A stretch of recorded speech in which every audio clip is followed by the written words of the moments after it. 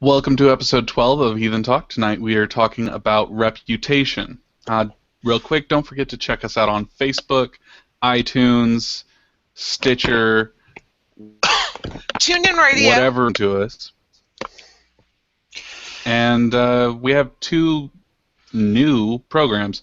We have our Patreon, which one of our esteemed listeners, Dylan Giddings, who you will remember also won a copy of, what was that book, Lauren? We Are Our Deeds. Oh. We Are Our Deeds. There you go. So if you go to patreon.com/heathentalk, you can donate whatever money you want, and it all goes towards the show. If you donate $2, we'll mention you on the show. $5 gets you an audio copy of the Havamal read by me. You can also go to teechip.com/heathentalk and pick up a logo shirt. So if you want to show some support to the show out on the street, go there, pick up a shirt. It's $13. Looks like a pretty awesome shirt. I'm going to buy one. Lauren's going to buy one. We're going to make Torin buy one. So, again, head over to patreon.com/heathentalk or teechip.com/heathentalk. Show us some love and see what your money gets you. Hey, well, since none of y'all have ever seen me wear anything but a black T-shirt on this show, you'll get to at least see some variation of black T-shirt with the Heathen Talk logo. And in fact, I just put a link up. So if you go to our Facebook page, Heathen Talk, or facebook.com/Heathen Talk, there's a link now up to the new T-shirt campaign. So really excited about that.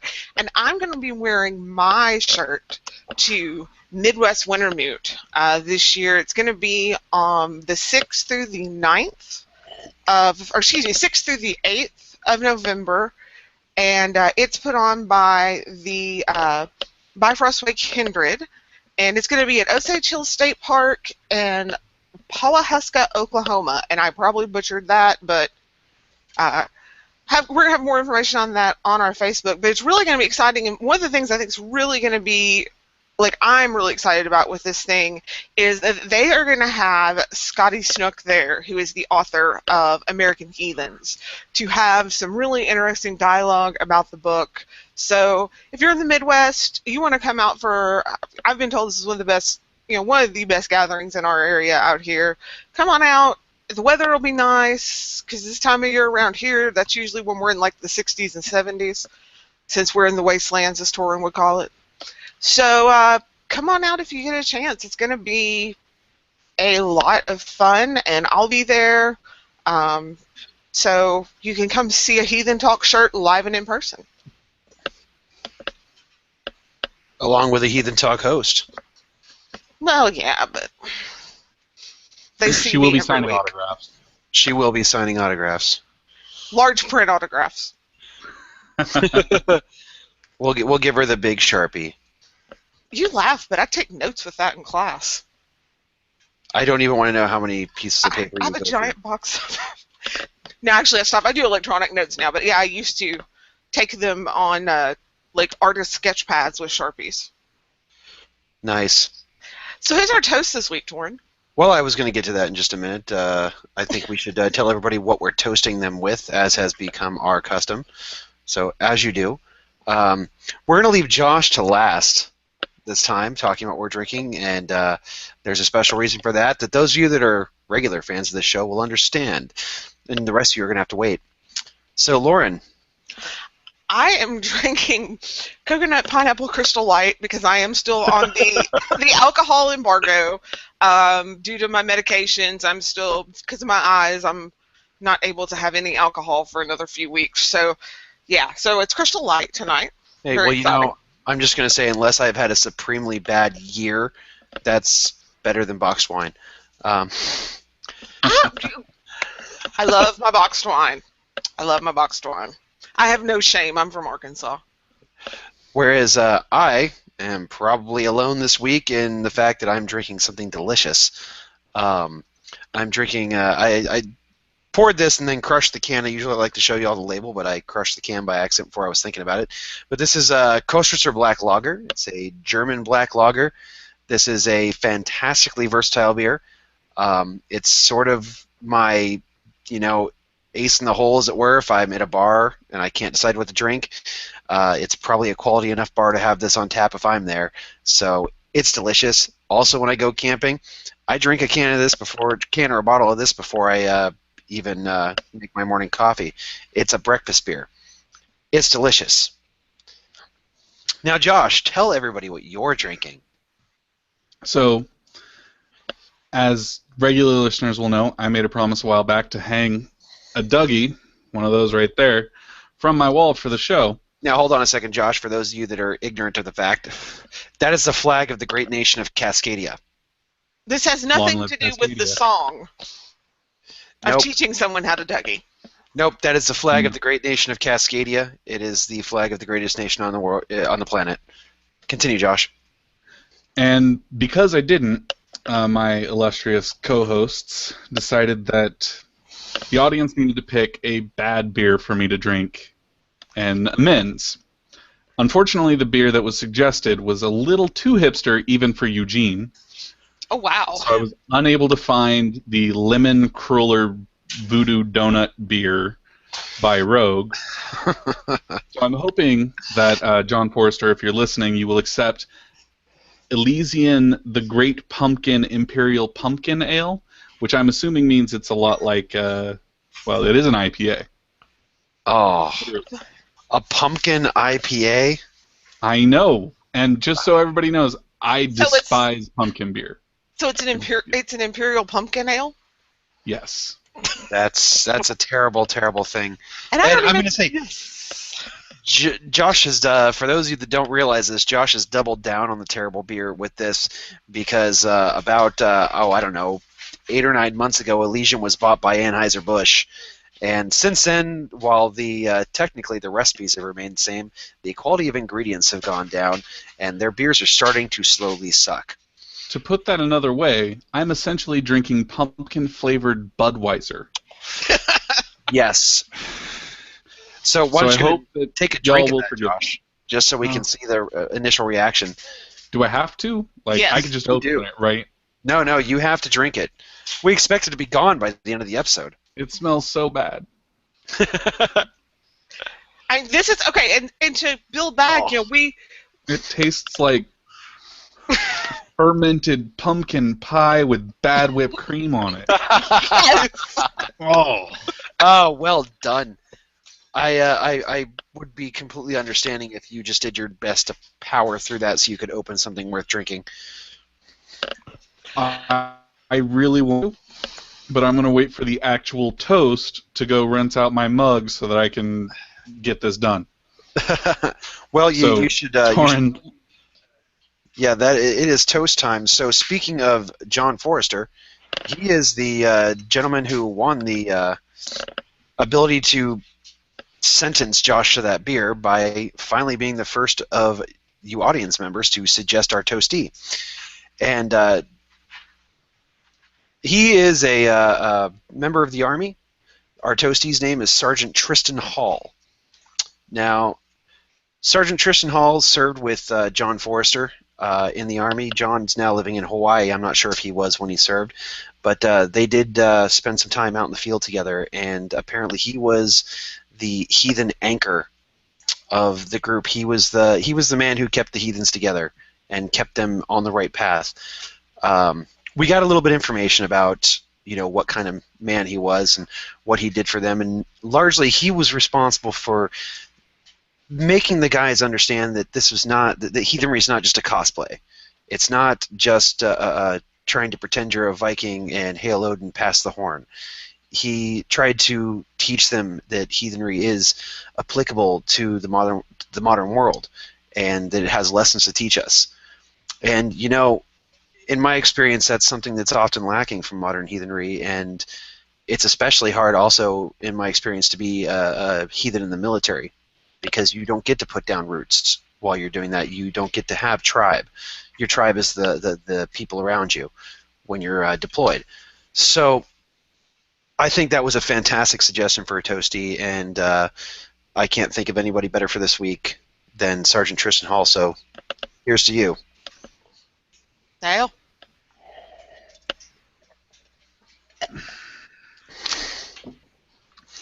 All right. So I just want to point out that we got through all of our ads and toasts and stuff in 10 minutes, which I think is the best since like the third episode. Well, to be fair, you told us to do it in 10 minutes. We get together before the show, and we have what we call pre-show, where we kind of talk about the show, get everything ironed out so we're not fumbling and stumbling over it. And you told us to do it in 10 minutes, and we did. So, Yeah, many of you may not realize Josh is the boss. yeah, here is. He just doesn't want to be. The best ones never do. You know? So, before I get up to go rinse out my see-through mug, so we'll get to see what color this nasty beer is, I'm going to pose a question to the group, and Lauren, I kind of want you to take this one first. Since we're talking about reputation, why is it important that we build it? And I'll be right back while you guys answer. Well, I think just thinking in a purely logical manner, outside of kind of heathen stuff, just in a pure logic, reputation is how we make judgments. For an example, if I needed a plumber because our garbage disposal is broken, and so am I gonna? It used to be you would go by, I guess whoever's listed first in the phone book. But, I go online and I check people's, I check their scores on, websites that deal with, not like Yelp, but on websites that deal with these things like Angie's List or that kind of stuff. Because I don't want to let some creeper in my house to work on my garbage disposal, especially as a woman who is home, by herself and don't exactly have guard dogs here. So it's important because I'm going to base whether or not I'm going to do my business with someone, whether or not I'm going to, and on a more, I guess in a more heathen level, who I'm going to associate with largely is going to be based off their reputation with other people. I mean, if I hear that Joe Bob Smith, oh man, don't invite Joe Bob Smith to your potluck because when he gets drunk, he gets violent and he always drinks too much. I'm not going to invite Joe Bob Smith to my potluck because I like my furniture. That is one of the most Midwestern things I've ever heard come out of your mouth. So, brief interruption. That is what pumpkin beer looks like. That looks slightly toxic waste. I'll point out that Josh really went for broke here. He didn't try to find a 12-ounce bad beer. He went for the 22. Yeah. So, there's a man who knows how to take his punishment.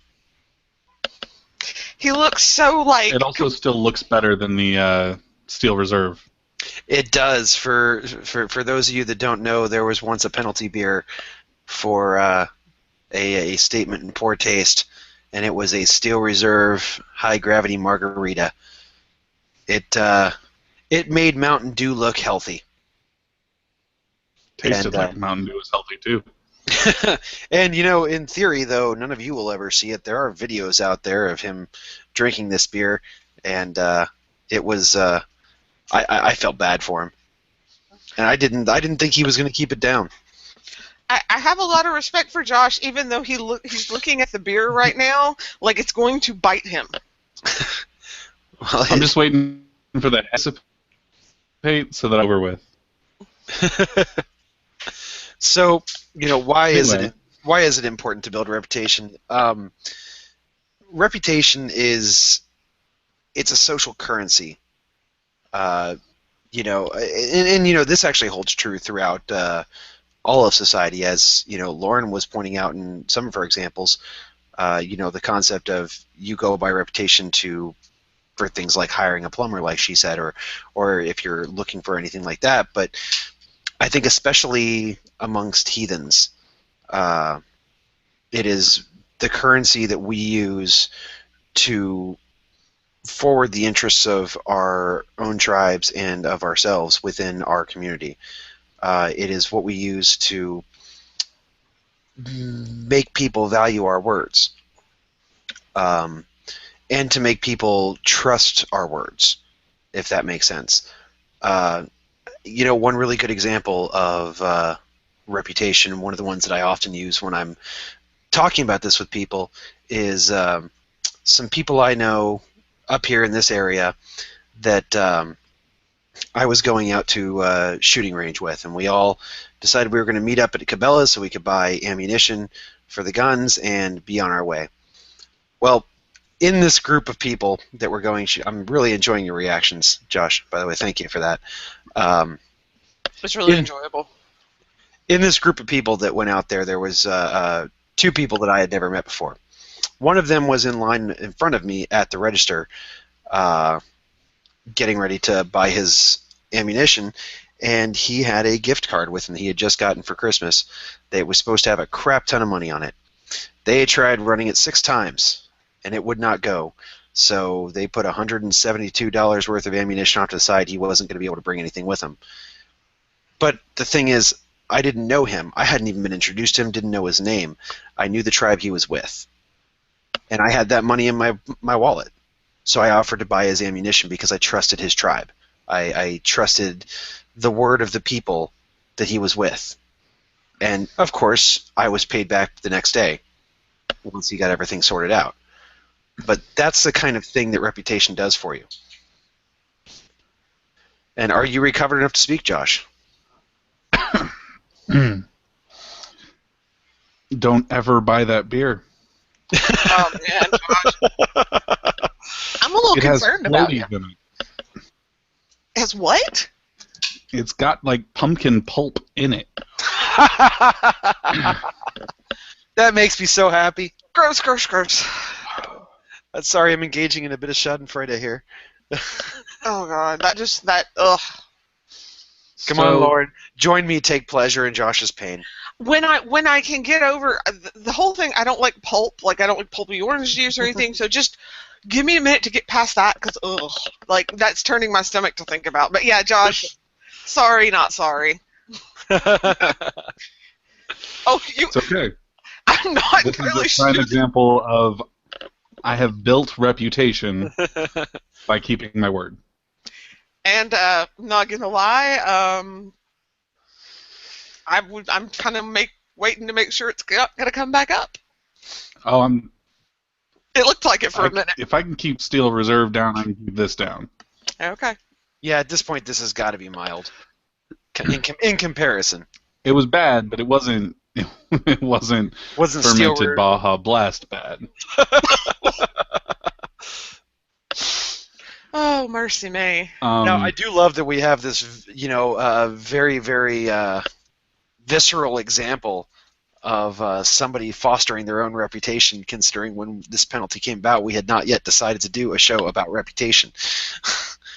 This is just purely coincidental, but it works out very well. So I'm not sure I agree that reputation is a currency. Why? I would say because a currency is something that can be spent and exchanged. Reputation is something that can be earned or lost. So for me, reputation is the thing that opens the door. Like you knew the tribe, they had a reputation with you that opened the door for an event. I drank a nasty beer. Eventually, that'll open the door for something. I don't know. Maybe Elysian will make better beer now. It's not going to happen. But reputation, to me, doesn't feel like a currency. It feels more like a.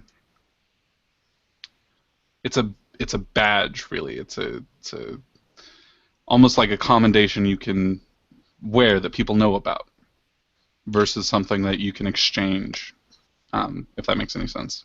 Well, I mean, I would say you can spend reputation. And reputation is spent by basically doing the things that are going to make you would say lose where I'm saying spend. If you are, have a good reputation for following through with what you say, you spend a little bit of that reputation when you fail to do so. Like, for, 2 weeks you failed with the Dougie flag. for all of your good intentions and all the good reasons you might have had for failing to produce it, you spent some reputation by not producing it. And but however, you made reputation back by going through with that penalty beer. So I would say, if you look at it that way, it certainly is a currency that can be, spent and earned. And this could all just be a way of looking at it.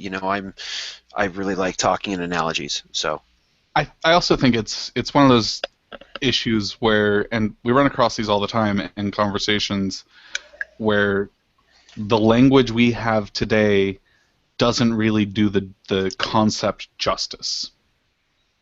Well, this is why we can do entire shows on single words, because we don't have the cultural background to translate the language anymore. But I would argue that with reputation specifically, it is probably one of the most relevant of the topics as far as how it exists today versus how it exists then. I would argue that to a great degree, it's probably one of the closest. It's not closer, but it's definitely closer than luck or, frith in the sense of people think it means being nice to everyone or whatever, because a lot of the ways that reputation functions, even then, is similar to, I was in a workshop today about resumes. It was thrilling.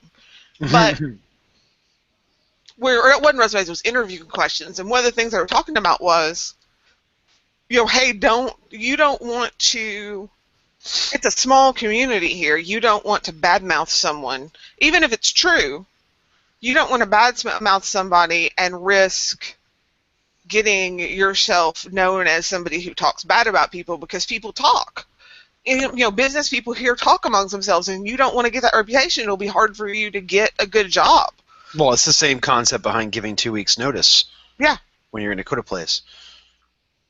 Which, on the flip side of that, a business can lose the reputation that they would need to cause somebody to actually give 2 weeks' notice. Myself, I gave 3 days' notice this week. So that's because there's not a single business in the area that would fault me for quitting with 3 days' notice. And also, congratulations to you, Torrin, on the new job. Thank you. We're very happy for you. Thank you. It's nice to have that off my back. I bet. Well, I think that the issue of jobs raises another important point for reputation, and that society works because you can trust people. Yeah. I got my current, well, I didn't get my current job, but I got a job with my current company based on the reputation of someone else. And they trusted me enough to put their reputation on the line to get me hired so that I could ultimately benefit their reputation, because they recommended someone who has now been with that company for 5 years. And that trustworthiness, especially in job markets and in circles, especially heathen circles, is what makes things function. Right. If I don't know that I can trust you, I'm not going to invite you to my moot or my ritual or anything, because you have no reputation or you have a bad one. And that's actually kind of an interesting thing that we are running into here, where we have such a small and kind of, a lot of people in our heathen community aren't terribly social, and we're trying to, people are like, hey, let's have a bloat or whatever. I'm like, no. We need to get to know each other first. I need to make sure that y'all are the kind of people I want to be around, and but to me, because we're having to build those reputations around here, and it can be tough, because there is kind of, I think, that baggage for me coming from a evangelical, especially, background, where everyone is welcome and everything is open. Did I lose you guys? Well, we can still hear you, Josh. Yeah. Oh, okay. My internet's just being stupid because I have Comcast. It's your turn this week. So, but I mean, we have that issue that we're working through. So it's really nice to be able to say, hey, that's, we need to build these reputations. And on the flip side, if somebody comes in here and they're from just to give you an example, they're from Kansas City, because I know heathen folks in Kansas City. I can say, hey, tell me about so and so, and know whether or not I want to invite him to come to one of our, pub moots. And Right, it's really great. and this becomes sort of a networking effect to a certain degree. Since we've been doing this concept of telling people that we're willing to promote their events on the show, we have a very strict policy. We're not going to allow ourselves to promote an event that we don't trust the people that are holding it, or that we don't trust the type of things they're going to be doing there, because we are not going to promote things that we consider to be bad heathenry. But the fact of the matter is, you've got two hosts and a content producer living in Cascadia. You've got a producer living up in New York, and you've got Lauren in Arkansas. We don't know the whole country. I mean, we're spread out pretty good, but there's a lot of country going on here, and it's even possible that eventually we'll be being asked to promote internet or events outside of this country. So we're not going to know everybody, but the first thing we do is I see one of us will see somebody asked us to promote an event on the Facebook page, and if I see it first, I'll be like, Lauren, Josh, Toby, Mark, do you know this person that's holding this event? And one of them might know that person. If they don't, they're going to say, I don't, but I know this person who probably does. And we might go 2 or 3 layers deep before we find somebody who knows that person and can vouch for them. But the thing is, because of the reputations of the people involved in this chain, each one of us trusts the person who trusts the next person. So by the time we get to, me asking Toby, who asks Brian, and Brian knows the person, I don't know Brian very much, have not interacted with him very much, but I trust Brian based on his reputation through Toby. And Toby is a person that I trust implicitly. Well, I think we had that come up when we were talking about the Midwest thing that the Ida Plainsmen were putting on together. And I don't know anybody in Ida Plainsmen. None of us did. However, my friend Tommy, who's a member of the Northwest Arkansas Kindred, knew them. And so through that connection, I was able to say, okay, and, kind of looking at who else I might know that knows them and figure out, okay, these are okay dudes. I feel comfortable with this. And like even tonight, I came on and said, hey guys, can we promote Midwest Winter Moot? I know, I'll vouch for these people. These are good people. They're friends of my tribe, and they were, everybody's like, okay. But that's my word and my reputation on the line if it turns out they're going to be, I don't know, doing horrible things. Absolutely. Exactly. And it's one of those things that I think is kind of sprung up in general in the heathen world. A personal experience, I had a friend come to me and ask about a group in Northern California. I didn't know them. They were from where I grew up, but I'd never heard of them.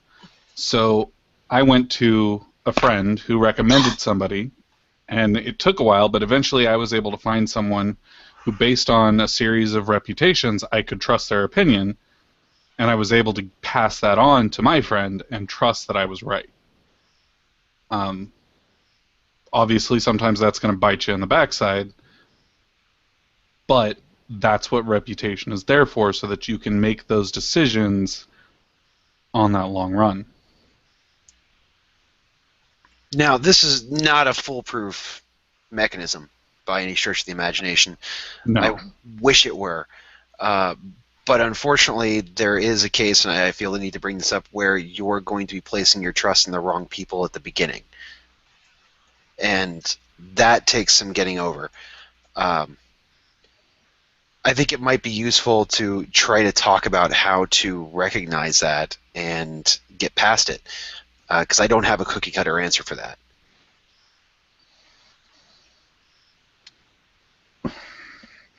I don't think there is. The nature of humanity is that sometimes we lie to each other. Sometimes we are deceitful bastards, and there's no way around that. So there's no foolproof way to know whether or not someone is going to stab you in the back. It's a sad reality of the world we live in. But you can protect yourself and mitigate the risk through being careful with who you associate with. I think Go ahead, Lauren. I think there's also simply the fact that actions speak louder than words in our particular faith. And looking at someone's actions over the long term is a much better indicator to you and their reputation than whether or not, they may lie to you or whatever. And, there have been people just in heathenry, just like every other faith, there have been people that have lied, swindled, hurt people. That there's in any time you gather people, you're going to have someone who's going to try to take advantage of that. Well, and that falls into the idea of mitigating that damage. For instance, my group that I'm a part of, we have a policy of if you want to be considered for membership, you have to be actively around us for at least more often than not over a year. And B, everyone in the group has to agree that you can be part of that. That doesn't just protect the group, it protects the new prospective member, because by joining, he's tying his reputation to us. And if we're people he doesn't want to do that with, we're giving him away out. So he's not jumping right into that. So you should take time to get to know people before you're staking your reputation on them. Oh, yeah, absolutely. Right, absolutely. And, part of where I was going at this point is that it's really easy for new heathens to begin listening to the wrong people in the first place. Yes. And getting that web of reputation started at a bad point. One specific example I'm going to bring up, and I say specific example, though we talked about it briefly and decided to leave the name of the individual out. So there's a particular tribe that has a very large presence, built up over, I'm not sure, maybe a decade, maybe a little less, and they've done a lot of things. The point is their entire tribe is built on a foundation of deceit and a foundation of something very bad. Sorry, it's really hard not to give the specifics that will give away who this person is. Here's the thing. Here's the thing. It's built on someone who's not just deceitful in that it's rumorous, that there's concrete proof that he has even been deceitful with his own family. Yes. This is there are legal documents to prove it. Yes.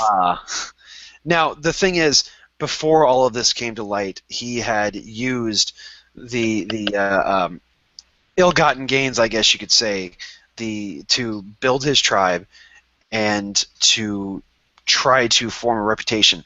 But the action upon which his tribe is built is rotten. Mm-hmm. And as a result, the theology has suffered. One bad action has led to, while there's much good information put out there by this person and this person's tribe, that bad action from the beginning betrayed what has shown to be some bad basic foundations when it comes to heathenry. Yet, because the name of this person and his tribe are so prolific, new heathens that don't have other people to learn from will see that name repeated so often that they will automatically begin to trust it as a source. And that has them going down the wrong path. And that becomes an issue. That's not an issue that's unique to heathenry. That is something I've seen play out in many other communities, gaming communities, whatever.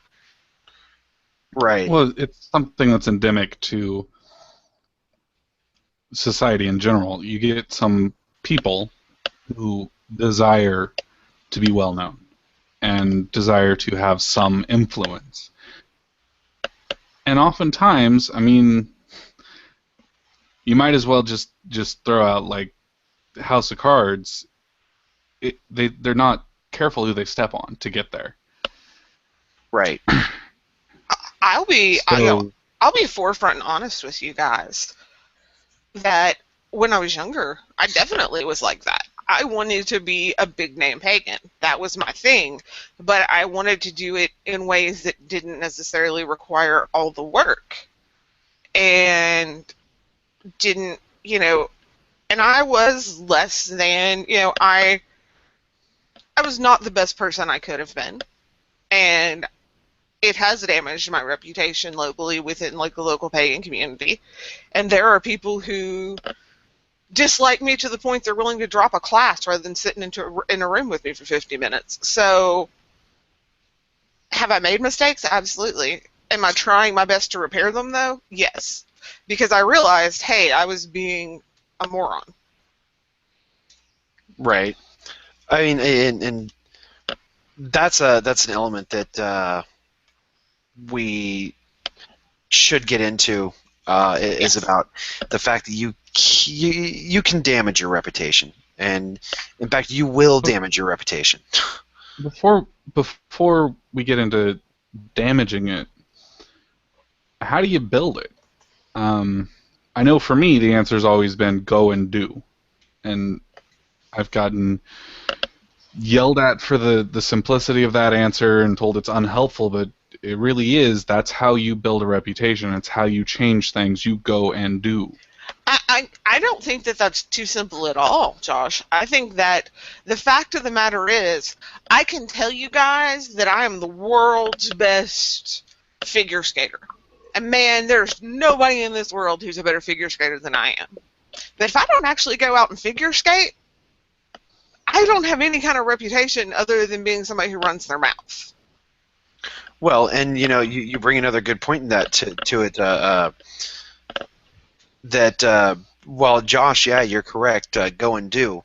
The flip side of that is go and do under your own name, if that makes sense. And Oh yeah, I'm not talking about the concept that we brought up before about trying to avoid the anonymity of the internet, though that is part of it. Every social media presence I have, I use Torin Erickson to identify myself so that people know who's speaking. But I'm talking about, while I'm not saying it's a bad thing necessarily to do things anonymously sometimes, anonymous donation, et cetera, but don't be afraid to be seen doing. Don't be afraid to have your name associated with your deeds. It is there's a certain attitude of, and I'm going to go ahead and pull the Christian baggage card again here. There's a certain attitude of trying to be humble and do these things quietly where nobody sees it, and honestly, that's a load of horse shit. I think there's a difference Well, though between doing it to do it, to be like, oh, I'm doing this to make you think I'm an awesome person, versus doing it because it's the right thing to do and also not doing it quite, anonymously. I think there's a fine line there because otherwise you get the reputation of being a jackass. Honestly, I don't think that line is consequential. I don't think it matters because it is about what you do, not what your intentions are when you do it. Well, I and would that's say the it's how important you do bit. it. I think the point should be what you do builds your reputation or tears it down. If what you're doing isn't beneficial, then it doesn't matter what your attitude is. It's a bad action. Right. If what you're doing is beneficial and you're an asshole about it, people are going to say he's an asshole, but he knows how to change a tire and he'll change it for you.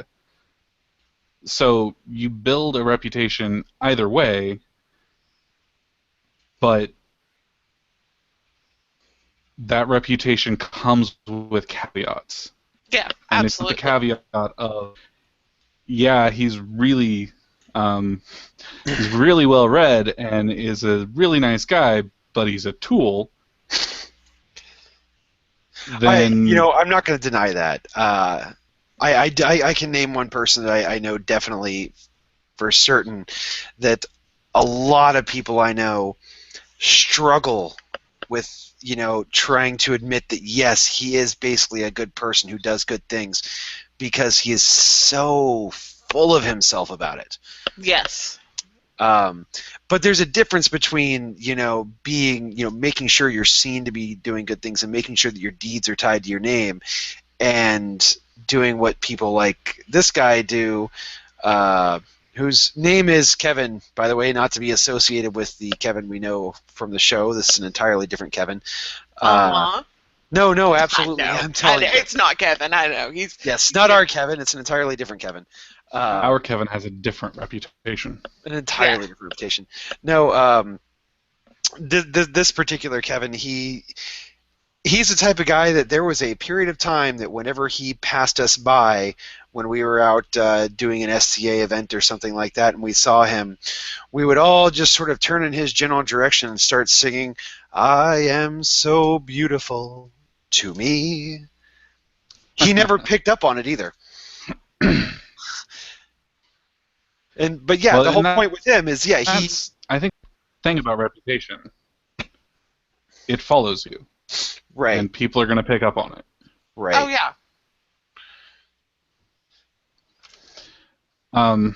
So there's an important point to be made, and I promised I wouldn't make any I wouldn't make any WoW references here. But reputation with different factions, like, if you're playing Star Wars The Old Republic and you have the Sith and the Jedi, the reputation you build with one affects the reputation of the other, but you can have positive reputations with both. Or to put that in non-nerd speak, the reputation you have at work and the reputation you have with your family are probably completely different, because it's completely different areas of your life. Whereas in my family, I'm the weird black sheep. At work, I might be the person that you always go to when you absolutely need something done quickly.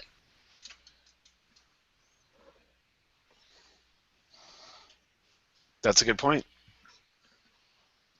I could totally make a D&D reference here, but I think one nerd thing a night's enough. Hey, well, I thought we were up to 2. I brought up this. Roll a natural 20, and okay, next week I'm gonna have to wear my crit fail shirt for you guys, because they'll appreciate it. And there is a certain reputation within the heathen community in general that there is going to be a certain nerd element going on with just about any heathen you meet. I have noticed this, and many of them tried to hide it, but we are all deep down nerds somewhere. Everyone is.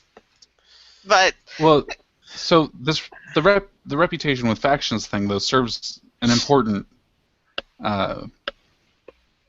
role, especially with heathens. I have a reputation on Reddit.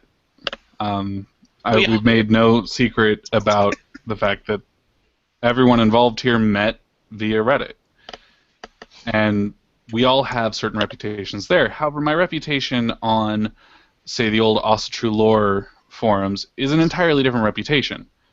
Over there, I'm the noob who asks stupid questions versus the guy who answers stupid questions. Well, and let me pull out a real world example here. Steve McNallen. His reputation within the AFA is vastly different than his reputation with, say, people who are not of the same worldview as AFA members. Really politic the way you said that. Thank you. Bravo. I'm trying not to alienate any listeners, because we do not necessarily support or badmouth any. We try to stay neutral on the show, but the fact of the matter is that his reputation. It depends on if you sat down in two different groups, and one group was heavily, and I love it. If I sat down with one of our Reddit people, Thorbjorn, and asked him about Steve McNallen, and then I go over and sit down with a friend of mine who's very heavily involved with the Troth, and do the same thing, I'm going to get vastly different answers about the same man for generally the same actions. Right.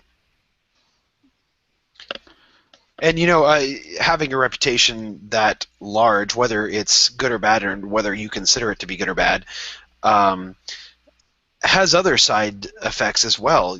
I have gone to um, heathen pub moots with groups of heathen I don't even know, and don't even know what kind of heathens they are until I get there, and I can learn a lot of what I need to know just by tossing out the name Steve McDowell and see what people's reactions are. Yes. And Well, the and you other can do side, the same thing yeah, with you can do anything with any of the quote unquote big name heathens, Diana Right. Paxson, Steve McNallen. well, you can Yeah. do that same thing just in your everyday life Hmm. by tossing out the name of, I don't know, Donald Trump. People's I was just reaction to going to go that there too. Yeah. people's reaction to that is going to tell you a lot about themselves because of their opinion on someone else's reputation. And even if it Right. differs from your own, it informs your opinion on their reputation. Well, and I will say this as well. Having a big name reputation like that, it's not all it's cracked up to be. Though I've never been heathen famous, I have been, in fact, like locally famous. My background is broadcasting, and I hosted a very successful radio show here, co-hosted for almost 4 years. And so people knew me. People knew, I had a reputation. I couldn't go to the grocery store without makeup on it. It was awful. But, I mean, the point is, there is a burden of having that great big reputation because every single thing you do is going to be scrutinized. Even, oh my goodness, he bought Jiffy over Skippy? Oh And my goodness. That's an important issue. You can't just throw that one out there. Everybody knows that Jiffy is better. I buy generic, so. Everybody knows you're both wrong. It's all about the GIF.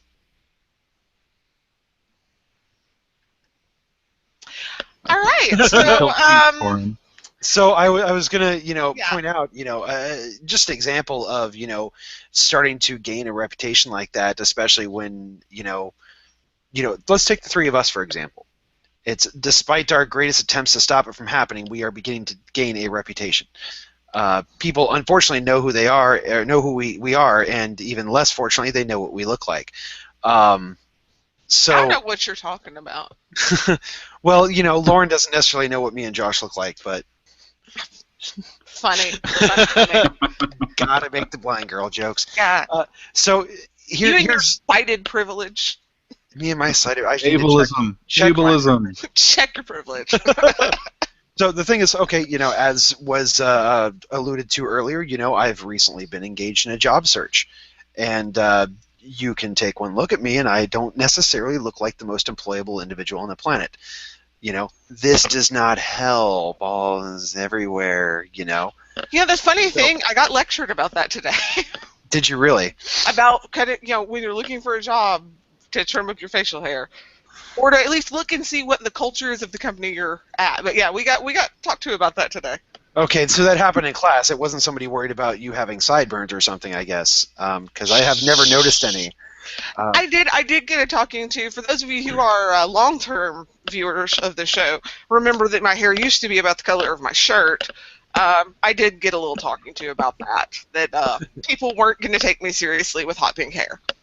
Well, yeah, it's because you don't live out here. It wouldn't really be an issue in Seattle. So in about 10 years, it'll be fine here in Arkansas. 15. Maybe 15. Yeah. But, the point I was going to get to is, one of the things I had to think about was just that, the facial hair thing. Because not only do I have the two big long braids here, but I've been growing out the sides a lot more than I ever did in the past, trying to get a bigger beard in general. And I'm at that stage of growth where I just look like a goddamn hobo. There's been you should see me in the winter when I'm in my jeans with holes in them, my tore up boots, black T-shirt with my old BDU jacket on, and a watch cap, and the running joke is that my fashion sense is hobo chic. All you need is like a cardboard sign. Yeah, I'd probably make more money that way. But yeah, so I mean, what I was going for though is I was toying with the idea of I might have to trim my beard back up to a nice, close crop beard like I used to wear for the point of the job search. people would have lost their shit. I would have heard comments from everybody, not just amongst the people, but now after doing this show, I'm pretty sure I would have heard it from everybody on the podcast page too, on the Facebook page. For sure, your fellow hosts. I'm absolutely sure you guys would not have let that pass if I had to trim my beard down. You know, I would have not. I would have respected the job search. I wouldn't have. Absolutely, and I wouldn't expect you to. I'm a girl. Don't have that kind of stuff. Yeah, I mean, fortunately for me, cronyism is alive and well, and I was able to get a job quite easily without having to go through all the BS. Speaking of reputation mattering, I got my job based almost entirely on the recommendation of my current boss, who walked me over to the place that I am now working, introduced me to the boss there, and said, "You should hire this guy because he knows what he's doing and he knows what he's talking about." And I walked in there, I got a paycheck that was only $1 less than what I asked for per hour, and which, you know, considering in a pay negotiation you start high, I came out pretty damn good. So, and that's all based on my reputation at work. To bring it back around. Well, I mean, I got almost every radio job I got based on reputation, because radio, it's an even smaller industry now, but back when I was, you know, everybody knew everybody and had worked at some point in time with somebody else, and every radio, you know, I would go into an interview pretty much already having the job because they knew my performance, they knew how I interacted with my coworkers and all that. Absolutely, and I mean, that's the same thing with me. I interviewed for one job, and I took it because I didn't need to interview for any of them because I had a reputation. But, and I think this really covers, you know, what you do with your reputation. You build it through action. You continue to build it. You hoard it. I've said it before, I'll say it again. Heathens hoard reputation like Christians hoard converts. Yeah. That's what we do. And you respect other people's reputations. If you are coming into a new community and there's someone else there who has a reputation and you don't, you need to respect their reputation. Right. That's the only way you're going to get to build yours. And I'm going to say this, heathenry is such a small community that you also need to, like, keep your mouth shut when you come into a new community about talking about people, good or bad, even if their reputation is well deserved, because you don't want to be that person who gets the reputation of somebody who badmouths people. You know, if I walk into you know, a new area and there's a big name heathen from that area who is, you know, I think is a complete and total jackass, has done things illegal, whatever, but he still has people in that area who love him and he's beloved. It doesn't matter how true it is. His reputation with that group is different. Right. Well, and for you to go in with both barrels in that case could only serve to damage your reputation. You wouldn't actually hurt his, you would just damage yours. Yes. Well, you know, I've often been known to say, you know, especially in the case of when I'm discussing things that are being talked about on Reddit with people outside of Reddit, I point out to them often that you're not debating with the person you're debating with the audience. Mm-hmm. And so you need to know what your reputation is with the people that are listening and what the reputation of the person you're talking with is in that situation. I'm not going to go into, you know, for example, if I were so inclined, I'm not going to go into an AFA meeting and spend the entire time shit-talking Steve McDowell. In the same vein, you're not going to go to a Troth event and spend the entire thing talking bad about Steve Abel. Right.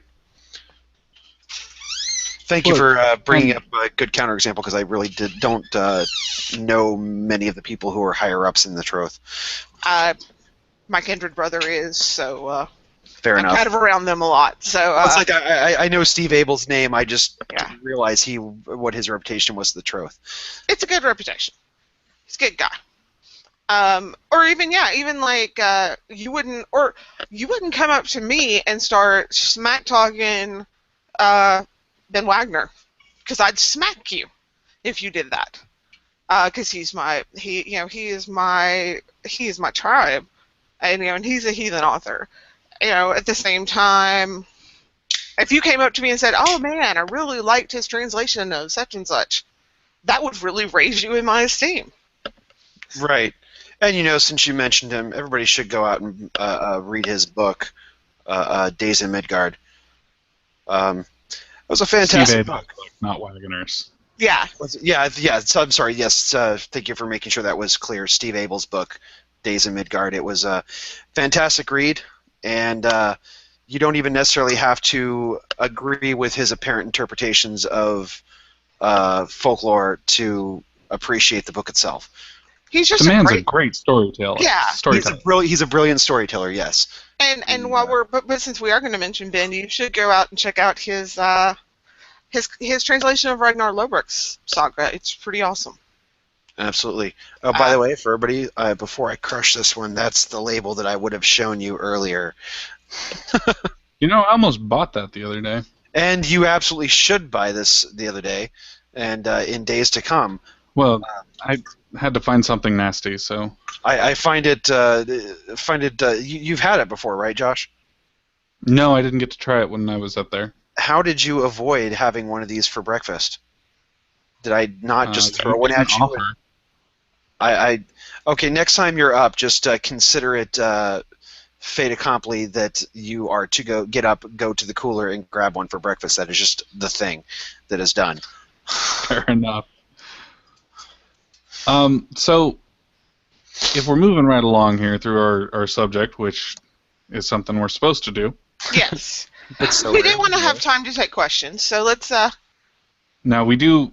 I know we have one question from the sub, and I think there's been one more asked and possibly answered in the chat. So if y'all have questions, please forward them to Lettuce.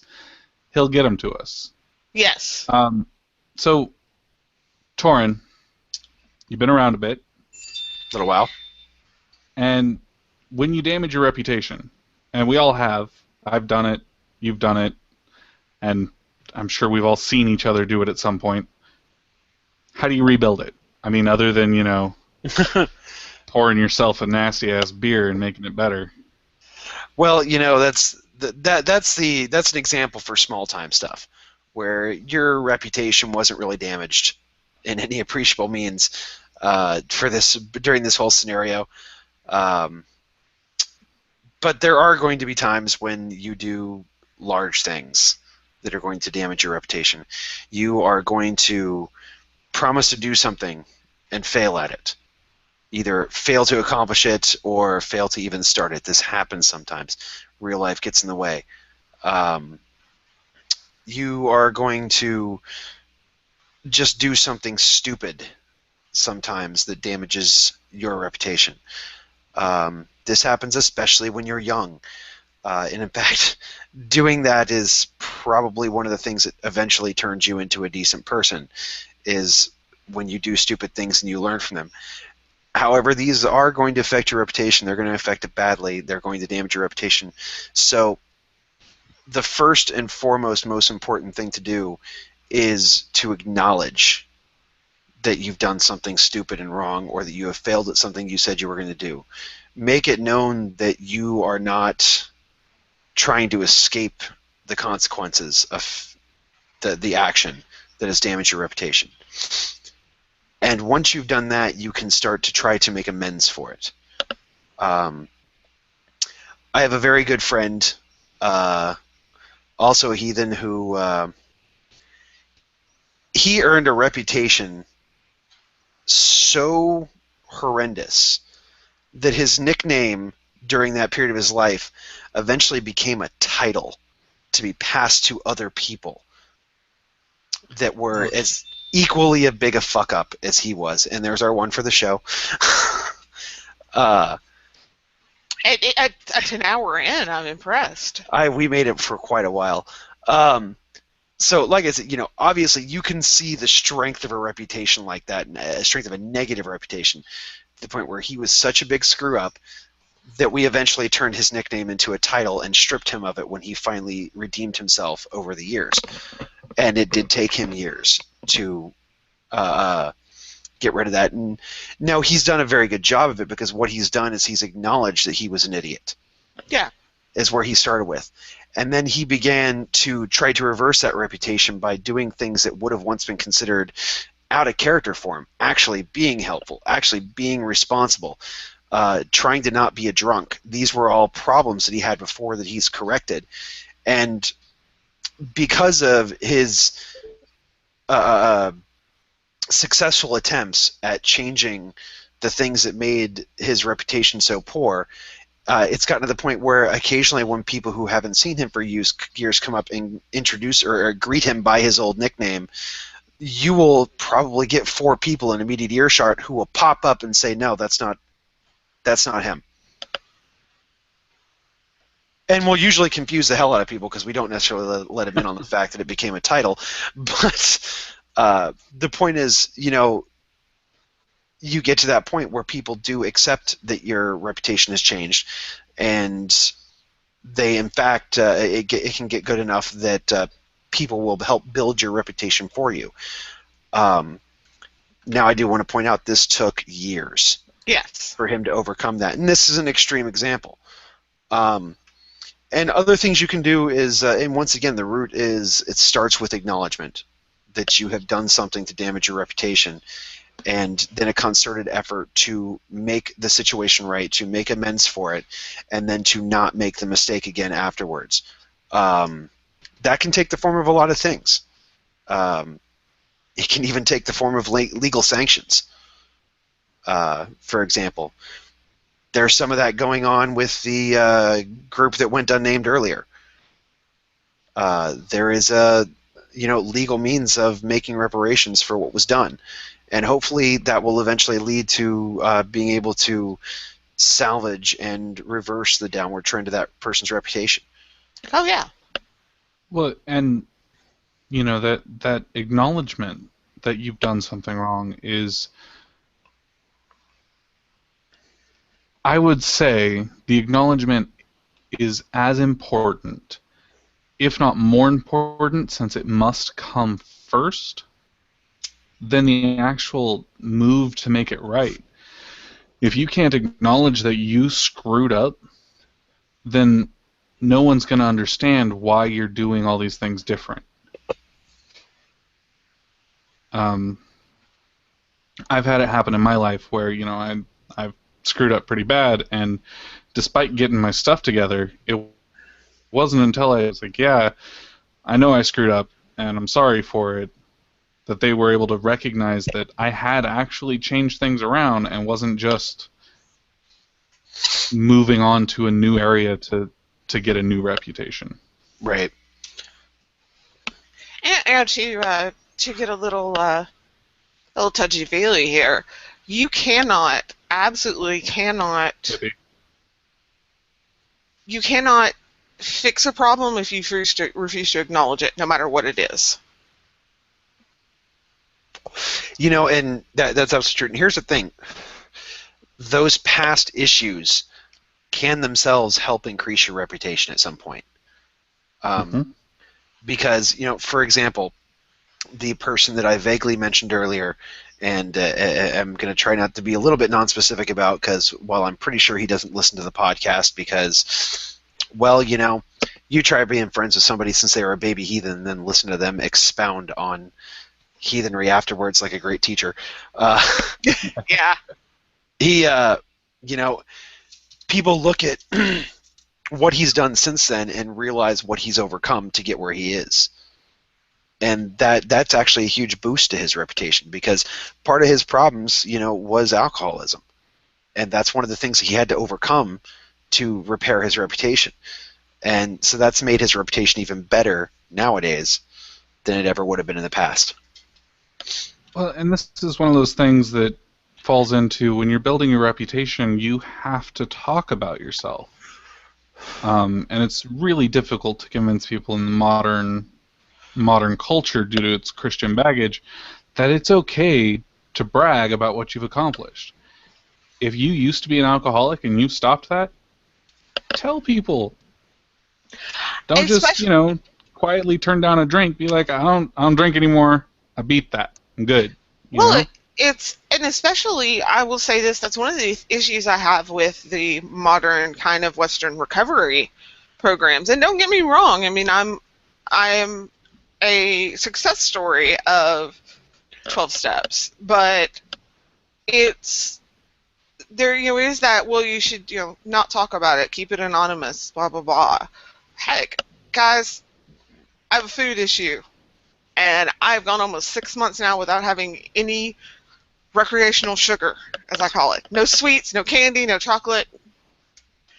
And but still there's that thought, well, I shouldn't tell, this is shameful, I shouldn't tell anybody. No, you absolutely should be celebrating that recovery. Well, I mean that gets right back into a subject that gets mentioned occasionally as it ties into other things, and maybe one day we'll have an episode that where this topic can be covered more extensively. But that's the guilt culture versus the shame culture. Yes. The guilt culture lends itself to anonymous solutions because in the guilt culture, which current Western society is a guilt culture, and it's a guilt culture mostly because most of modern Western society is built on Abrahamic religion with a healthy dose of Germanic culture thrown into it, just to satisfy those people that were going to say I was wrong.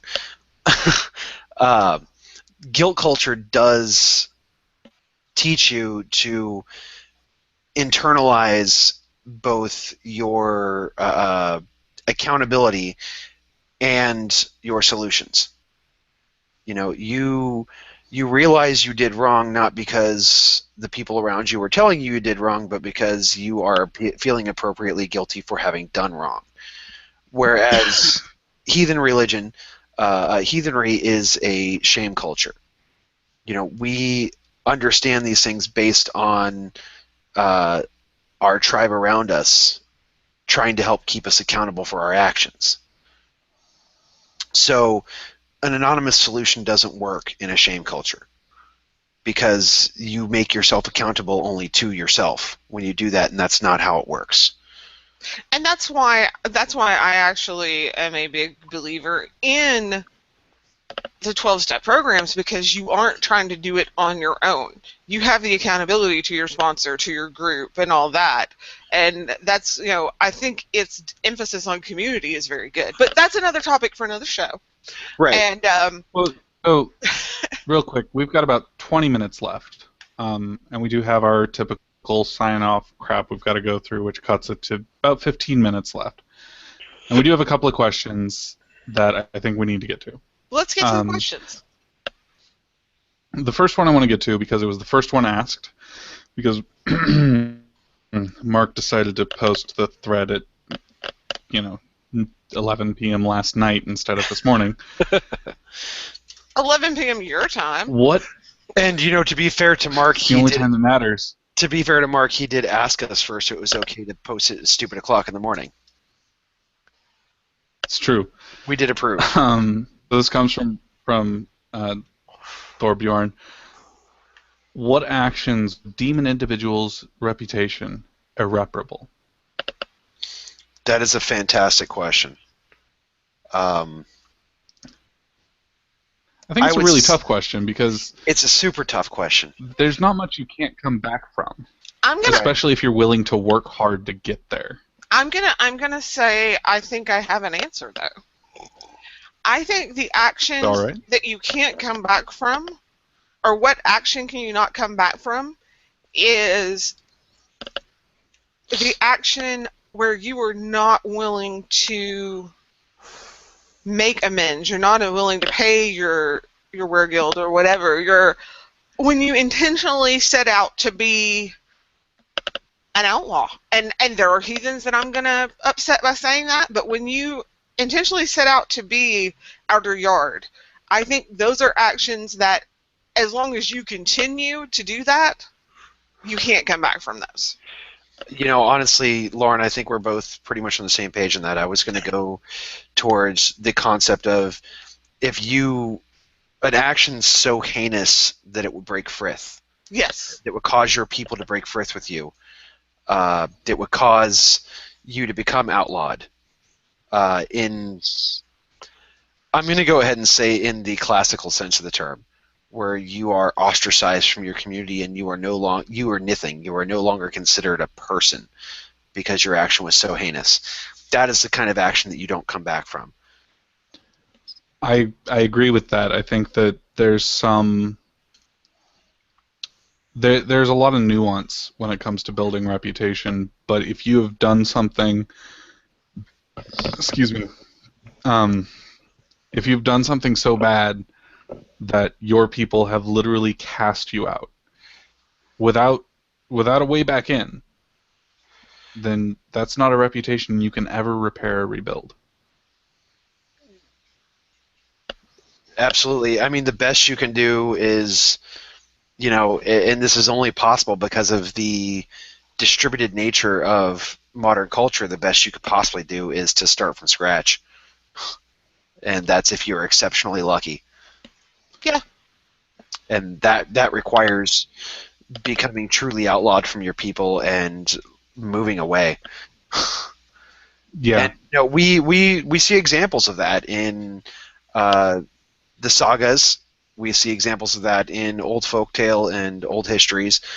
People who were outlawed in their own lands, they were cast out by their own people, and they moved to a different freaking country. Or often in the case of the worst Norwegians, they ended up in Iceland. Or in a little more, not as modern, but more modern context, Australia. Australia, an entire country built on convicts. Utah. Just throwing it out there. Fair enough. That'd be fair to any Australians who either are listening or may one day download and listen to our shows. We are not talking about modern day Australians, and I believe that it should be noted that a lot of those people committed rather minor crimes by modern standards and were just shipped off on colony ships anyway. Often Debtor prison. Often as debtors, yes. Yeah. So that's hardly a heinous History's crime. a nasty, dirty thing, and I doubt it's going to look any more kindly on us than we do on it. So. Right. Oh yeah. The other question I want to get, and I'm going to ask this one chronologically. It wasn't the next one asked, but I think it makes sense to ask this one next. Okay. How do you feel the modern secular idea of reputation differs from your reputation in a heathen context? For me, I think that really comes down to I really wish we didn't keep coming back to this, but I think it comes down to the fact that the modern secular idea of reputation is built on a Christian foundation. It's really built on the fact that you can't talk good about yourself. You don't get to say, I'm the best at blah, blah, blah. You have to allow others to make that determination. You can't say it and then prove it. You have to prove it and then let it be said about you. So a heathen's reputation can very much be built not only on his own actions, but on his own words, whereas a lot of secular reputation has to be built on his own actions and the words of others. That's a really good distinction. I mean, I was going to start out by saying not a whole hell of a lot as far as what the differences are, but that's mostly because, yeah, as you said, the modern concept of reputation did really grow up from, the idea of reputation in a more heathen context. But yeah, absolutely. At least amongst our own people who share our worldview, you really can start your reputation based on your words, as long as you're prepared to prove them. Right, and that's the important bit is I can start my reputation by saying I'm good at this, but if I don't go out and be good at it, my reputation disappears like that. Right. I mean, I think a good thing to bring up at this point, because a question was asked in the chat room about what are good written sources on the heathen view of reputation. And the person who asked the question, I'm sorry, your name's, which one of you asked it is escaping me right at the moment, but I did answer you in the chat. point out that, besides Culture of the Teutons, and the other one I threw out there was Beowulf. Absolutely. Beowulf has a fantastic section in it right towards the beginning when Beowulf comes to Hrothgar's hall, and he's talking up a storm about how awesome he is. He's like, I did this thing and I did that thing. I do all these things, and you know what? They were easy. I barely broke a sweat because I am awesome.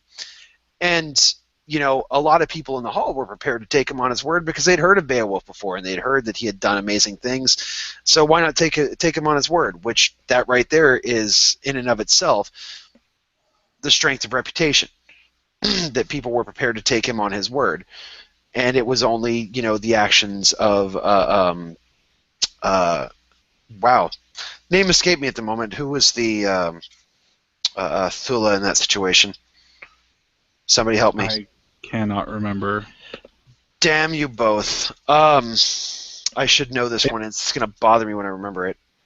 But yeah. Well, I'm going to look it up as soon as we're done in my Tolkien translation, because I have that. No, but Hrothgar Thula was the only one to speak up against him because that was his job, obviously, was to protect the luck of the hall, protect the luck of the people from, baseless boasts. But the fact was, Beowulf in that story was prepared to back up his boasts. Well, in and whatever if he way was hadn't asked of been, him. and if he hadn't been, his reputation wouldn't have meant anything. Right. Which I think it's important to note. Yeah, don't, absolutely boast about yourself, but don't overdo it, and never. By the way, boast the name you're looking for, Unferth. Unferth, thank you, because that was going to bother me all night. It wasn't me. That was from J-Red on the chat room. So if you're listening to this, go hang out in the chat room. There's smart people there. They're fun. Go do it. See, they're remembering the things that we don't. But yeah, if Beowulf had been unable to answer Unferth's challenges, then his reputation wouldn't have meant shit after that. And that's what we have to remember in the modern day is, yes, absolutely, don't be afraid to talk up who you are and what you can do, but always be prepared to back your bullshit up. Exactly. Well, so you went ahead and jumped ahead to the question that I was going to put for after the, Sorry about the that. one. It seemed to fit right in there with the subject. Well, it was the plan. So you picked up on the plan. Apparently, we've been doing this long enough that you got me. So when we're talking about reputation, right, and we're talking about how to build it, how to repair it, what to do if you're confronted with a reputation you don't agree with, all of these things, how does that, in your mind, and keep in mind we've got 12 minutes left in the podcast, how does that in your mind feed into the general heathen sphere, the masses? Obviously, there are a lot of unaffiliated heathens. There are heathens who are doing things that are really cool. There's people researching Frisian and Frankish heathenry, and it's quite fascinating. But they aren't necessarily affiliated with anyone we would recognize as a group.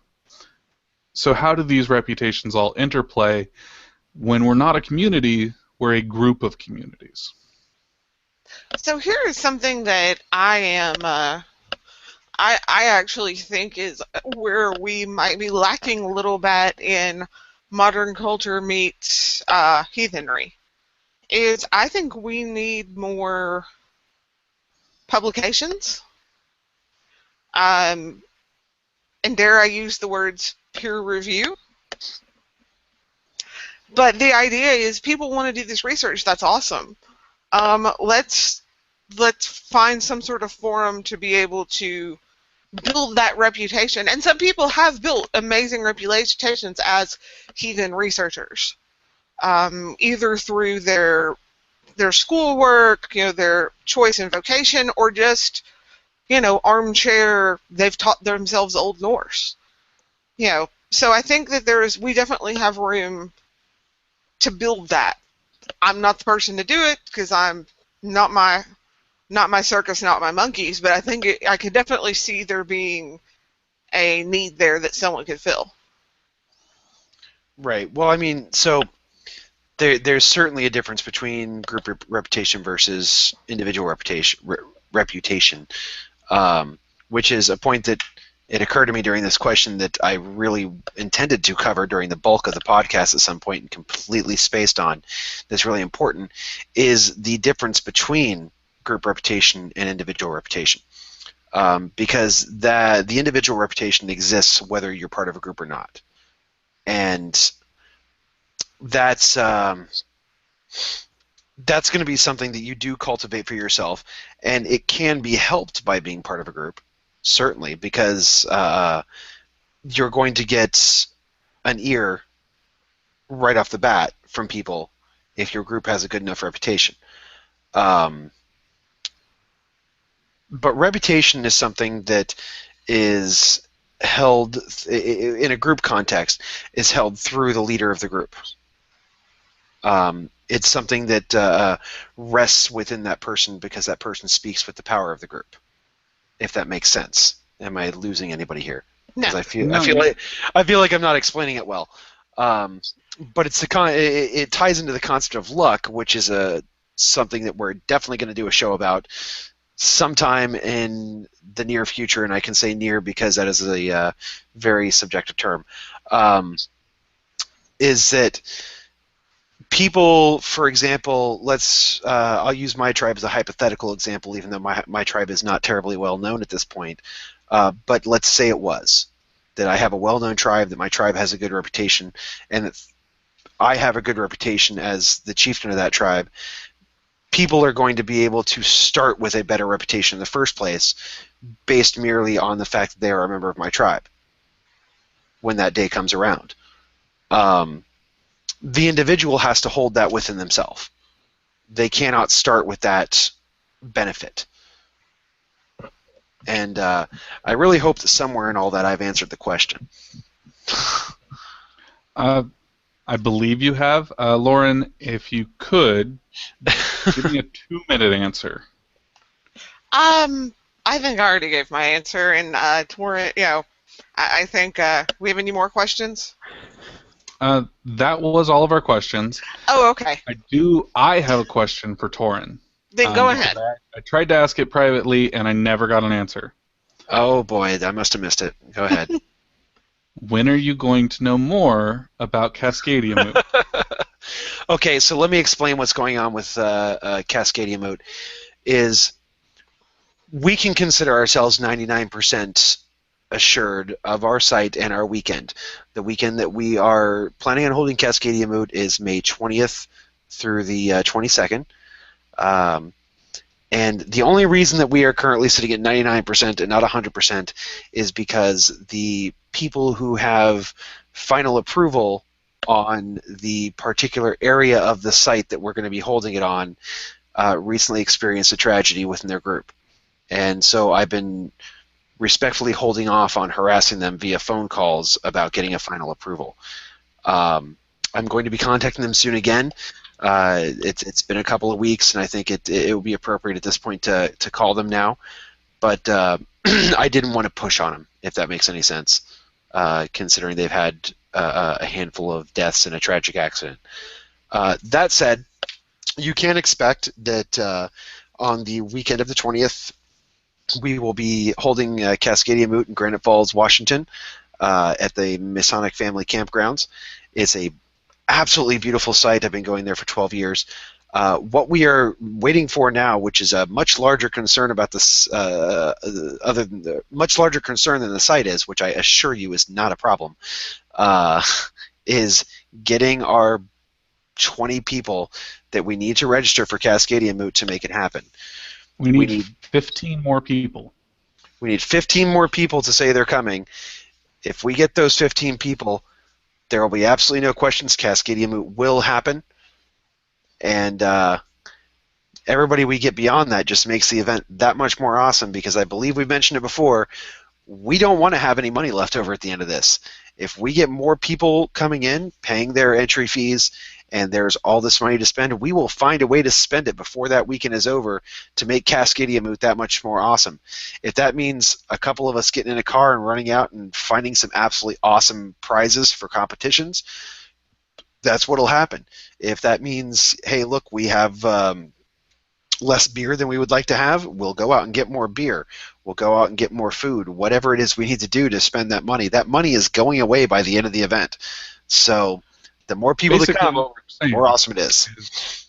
we're not going to get rich on this. We don't want your money. We want you to have a good time. So your $50 is going to you. It's going to be spent on something that you will enjoy.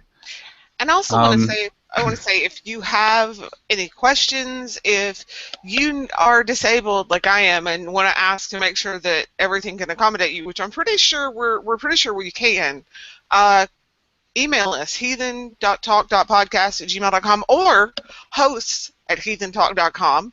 Facebook us. I mean, these guys are great about. I don't know anything, but they do, and they'll be happy to answer your questions about it. We know all the things. Ask questions if you have them. Absolutely. And we want you to ask questions. We want you to be involved. And that goes for Cascadia Moot, that goes for the show. We want you to suggest people to toast for next week. I'm not going to drink another nasty beer because I've made good on my stuff. But we still want you to be involved. We want you to get something worth having out of this. In all reality, we don't do this for our own edification. It costs money, and we're just not that great at it. I mean, we're really not. We're Maybe not. one day. We do this because we enjoy it, but we do it through you guys. We don't do it just to listen to ourselves talk. That's the rest of the week. Laura and I don't. Torin might. That's because I have a beautiful voice and everything that comes out of my mouth is pure genius. You keep telling yourself that. So, as we wrap up the show, I want to remind everybody, go check out our Patreon. Even if you don't want to give us any money, go check it out, see what we're offering. If you have suggestions for something we can offer on there, please do. If you want to advertise with us, also, that's the best way to do it is through Patreon. Right, and you know what? Even though Josh has not bothered to add these options to our Patreon, the $100 option that Hooray from Blood brought up for me to do the show shirtless is a real thing, and the $1,000 option for me to come to your party and be Heathen Jesus is also a real thing. They will eventually get added to the Patreon. I will add those this week because apparently those are real things and those need to be added. And for $10, I won't show shirtless. I don't know how to respond to that. I think YouTube would pull us. I believe. Please go check out our Patreon. Again, it's patreon.com/heathentalk. Donate as much or as little as you want, or, and this is even better, go over to teachip.com/heathentalk t-shirt. That way you get something tangible that isn't contingent on me reading into my microphone, and you get to wear a cool shirt. I'm buying one, Lauren's buying one, Torin's buying one. Absolutely. We've already sold one. I'm pretty sure someone in Brazil is going to be wearing one. Thank you, Marcel. I'm part of the crowd. And I also want to say we also launched during this show teachip.com/Heathen Talk mug. So for only $8, you can get yourself a Heathen Talk mug so you can carry it around work and remind everybody they're doing it wrong. Absolutely. And may we remind you once again, we are not going to get rich on this. If we are lucky, we will be able to get the money from this to pay for our hosting costs and to buy us some equipment that will make us sound at least a little bit more professional. I mean, we're still not going to be any good at this, but at least we'll sound good being bad. I don't know. I'm good at this. I don't know what you're talking about. Well, you're a professional, Lauren. Yes, I am. It's true. We have no training. I just threw on a gaming headset and was like, "Hey, let's talk to people." Yeah, I love, because that's kind of how we started. Hey, I'd like to do a podcast. And then Lauren bothered me until I did it. Yeah. I had to have a friend give me a cast down, hand-me-down headset. You can still see the tape on it where he had to hold it together. This is the equipment that is trying to be replaced by your lovely donations. This is So- leftover from when I worked from Comcast. So As we're headed out, I want to say the only person not doing it wrong this week. Well, there's two. John, you're doing it right, and Dylan, you're doing it right. The rest of you, you're doing it wrong. However, we're not the boss of them. But I'm the boss of you. have a good week, everybody.